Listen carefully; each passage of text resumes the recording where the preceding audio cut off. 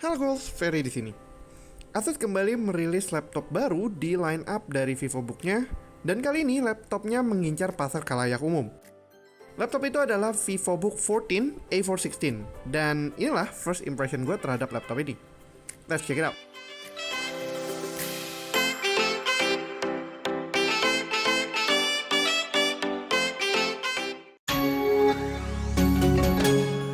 Classy, modern, dan light mungkin menjadi kata kunci si VivoBook 14 ini. Laptop ini bisa dibilang cocok menjadi laptop starter bagi kebanyakan orang. By design, bentuknya ini memang tidak unik, malahan terlihat biasa saja. But don't get me wrong, cause it's actually a good thing. VivoBook memberikan desain yang classy dan finishnya sedikit metal looking. Ini sesuatu yang cukup menarik di laptop entry level. Mayoritas bahannya terbuat dari polycarbonate atau mungkin bahasa standarnya adalah plastik, namun tetaplah kokoh.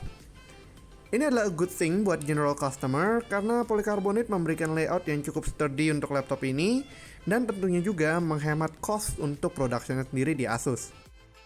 Untuk soal ketebalannya sendiri, laptop ini dibuat sebenarnya cukup tipis dan ketebalan hanya 19,9 mm saja dan juga bobotnya hanya 1,5 kg. Itu pun sudah termasuk baterainya.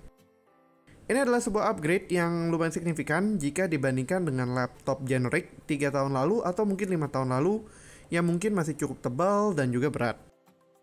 Paling nggak laptop ini memberikan kesan seperti Ultrabook versi murah lah istilahnya. Beralih ke I/O portnya, VivoBook 14 ini dibekali oleh port segudang yang cukup lengkap dan juga tetap modern. Di sebelah kanan kita bertemu dua buah USB 2.0 Type A, 3,5 mm combo jack, dan juga sebuah micro SD card slot.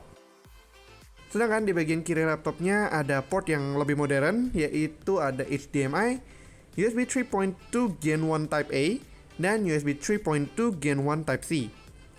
Walau memang pastinya belum Thunderbolt, tapi USB Type C ini adalah sebuah welcome addition untuk memperkenalkan general customer ke interface yang seharusnya sudah menjadi standar pada tahun ini. Lalu dengan adanya micro SD card reader juga adalah sebuah nice touch tersendiri yang mungkin akan sangat efisien untuk general customer pakai sebagai akses ke external multimedia storage. Lalu kita buka aja laptopnya dan langsunglah kita ketemu dengan keyboardnya. Keyboardnya memiliki layout yang cukup generik yang sayangnya berbeda dengan VivoBook S14 yang sudah kita coba sebelumnya. Tidak ada tombol-tombol specific function seperti page up, page down, delete, and dan home. Namun demikian, Asus tetap memberikan 1,4 mm travel key yang selalu pastinya cukup nyaman. Selain itu untuk keyboardnya juga sudah dilengkapi multi-level backlit, dan juga arrow key yang terpisah ini membuat keyboardnya sangatlah nyaman. Feels dari keyboardnya soft dan profilnya sebenarnya standar dari sebuah keyboard berbasis silikon. Kita naik ke bagian atasnya, ada sebuah display yang sudah memakai teknologi Nano Edge Display kesayangan Asus. Dengan teknologi ini, displaynya sudah bisa ditekan hingga 82% screen to body ratio yang memberikan tampilan cukup sinematis untuk laptop dengan target general consumer. Panelnya sudah IPS dan punya anti-glare ini juga mendukung performa displaynya yang gak kalah sedap untuk laptop sekelasannya. Tentunya displaynya juga sudah Full HD, tapi kalau kalian memilih lowest spec atau SKU-nya, panelnya akan digantikan dengan panel resolusi HD saja. More on that later. Pengalaman multimedia di sini masih cukup oke lah, seperti contohnya untuk sekedar nonton anime. Selama kalian tidak mengekspek kontras, saturasi, dan keindahan dari sebuah panel AMOLED, kegiatan streaming online, atau mungkin browsing, atau mungkin bekerja dimanapun kalian berada, sangat oke di sini. Paling nggak burik lah. Oke, kemudian ke soal performa dan spesifikasinya. VivoBook 14 dibekali oleh prosesor up to i5 10th Gen, RAM 4GB onboard, opsi SKU SSD atau HDD ataupun keduanya di combo, dan juga GPU up to MX330 Discrete Graphics dari Nvidia. Keywordnya di sini adalah semua spesifikasinya adalah up to kecuali si RAM-nya. Kenapa ya? Well, ini karena VivoBook 14 memiliki total 7 SKU yang berbeda dan ini membuat settingan prosesor yang digunakannya tuh berbeda-beda juga.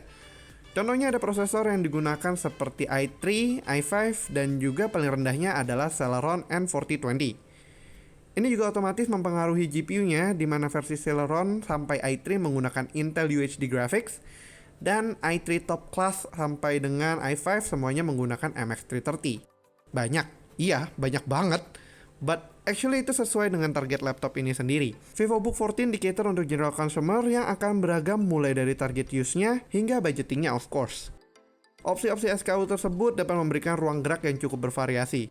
Namun perlu diketahui, di soal display seperti yang gue bilang tadi, panelnya ada yang berubah, yaitu menggunakan resolusi HD. Itulah yang digunakan untuk SKU terendah, yaitu dengan prosesor Celeron. So, keep that in mind.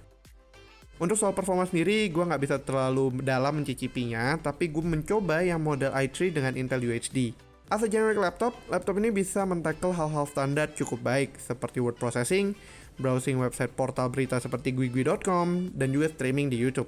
VS Code juga seharusnya bisa berjalan untuk kalian pelajar yang butuh laptop untuk programming awal, dan untuk pekerja yang butuh laptop pertamanya, atau mungkin jurnalis junior yang butuh laptop cepat on the go, VivoBook 14 bisa mencakup itu semua. Asalkan kalian pilih-pilih SKU yang sesuai.